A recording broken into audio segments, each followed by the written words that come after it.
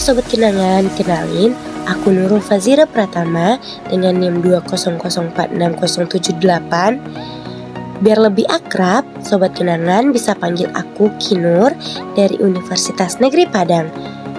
Nah, di video kali ini aku bakal ngajak teman-teman kembali ke masa lalu. Tapi kali ini gak membosankan kok. Kita bakalan bahas tentang perjanjian Rumroyen. Nah, kira-kira Sobat Kenangan tahu nggak sih apa itu perjanjian Rumroyen? Tahu nggak sih kapan terjadi perjanjian Rumroyen?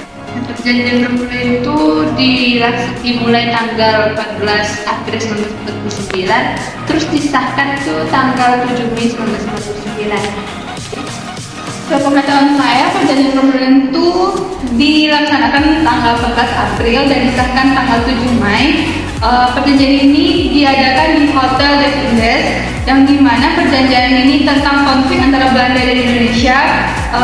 Pada perjanjian itu dihadiri oleh Muhammad Hatta.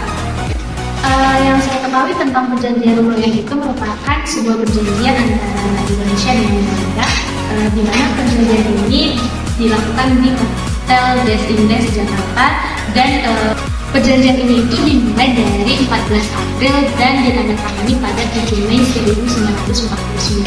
Nah, nama perjanjian Rumroyen ini sendiri diambil dari perwakilan delegasi yang diutus, yaitu Indonesia yang bernama Muhammad Rum, dan dari Belanda itu diwakili oleh Herman van Rooyen.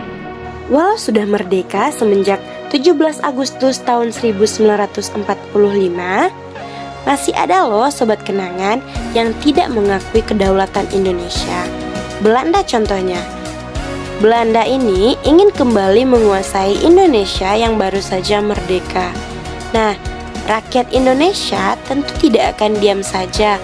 Mereka melakukan berbagai macam diplomasi atau perjanjian-perjanjian dengan Belanda yang bertujuan agar tidak banyak memakan korban jiwa seperti perang-perang sebelumnya.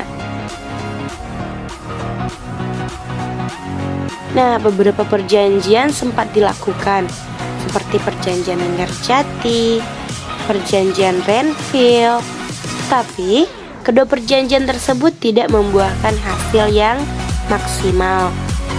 Sehingga, akhirnya atas inisiatif Komisi PBB untuk Indonesia, pada tanggal 14 April tahun 1949, diadakan perundingan di Jakarta. Nah, perundingan ini dipimpin oleh Marley Cochrane, salah satu anggota komisi dari Amerika Serikat. Nah, perjanjian ini yang akhirnya kita kenal dengan perjanjian Rumroyen.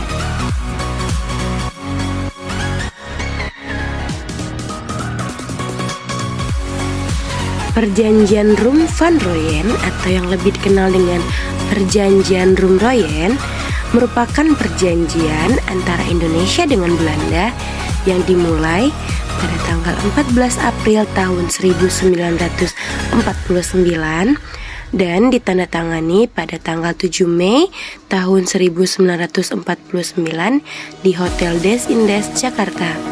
Nah, nama perjanjian tersebut diambil dari kedua pimpinan delegasi, yaitu Muhammad Rum dari Indonesia dan Herman van Rooyen dari Belanda. Tahu nggak sih apa isi dari perjanjian Rumroyen?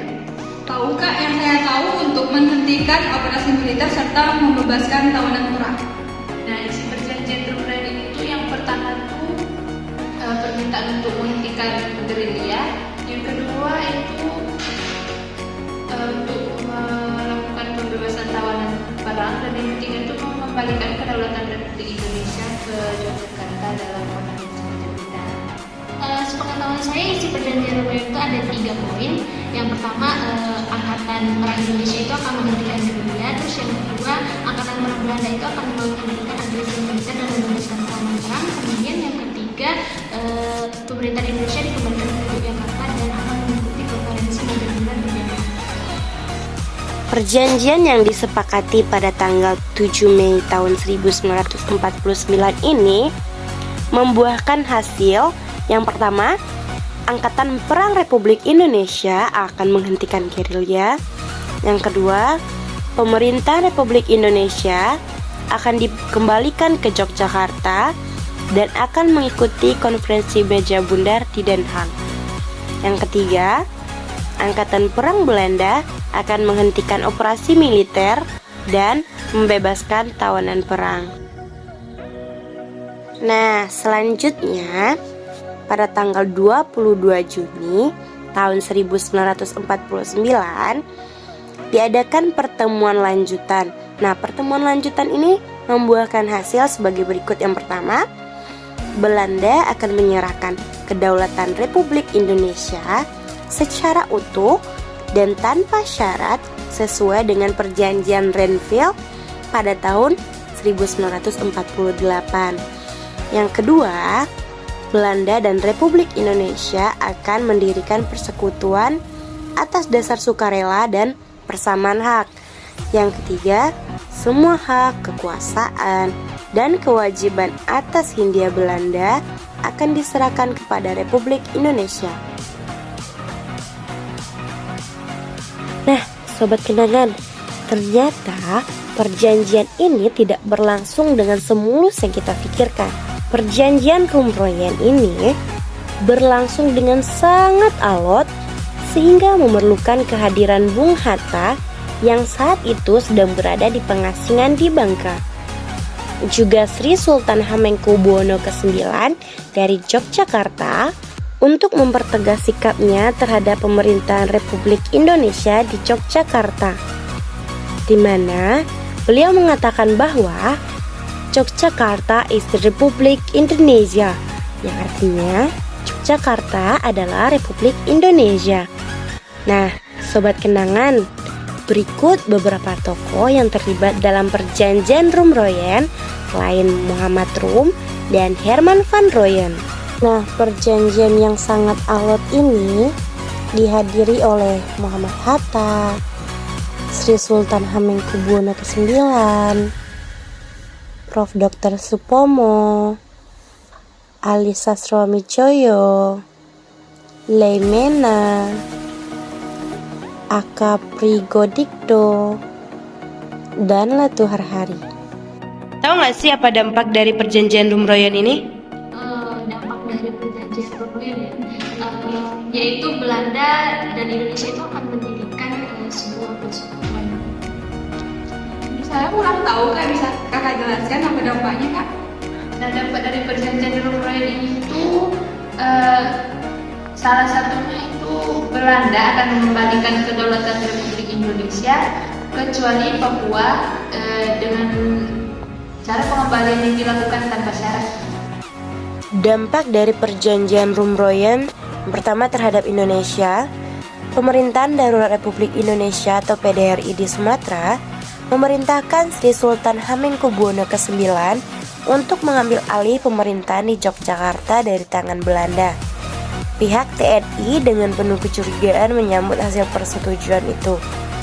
Panglima TNI dan Teritorium Jawa, Kolonel A. Nasution, memerintahkan agar para komandan lapangan dapat membedakan yang mana gencatan senjata untuk kepentingan politik dan yang mana untuk kepentingan militer.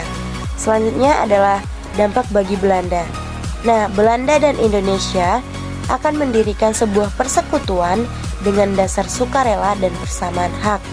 Lalu, Hindia Belanda akan menyerahkan semua hak, daerah kekuasaan, dan kewajiban kepada Indonesia.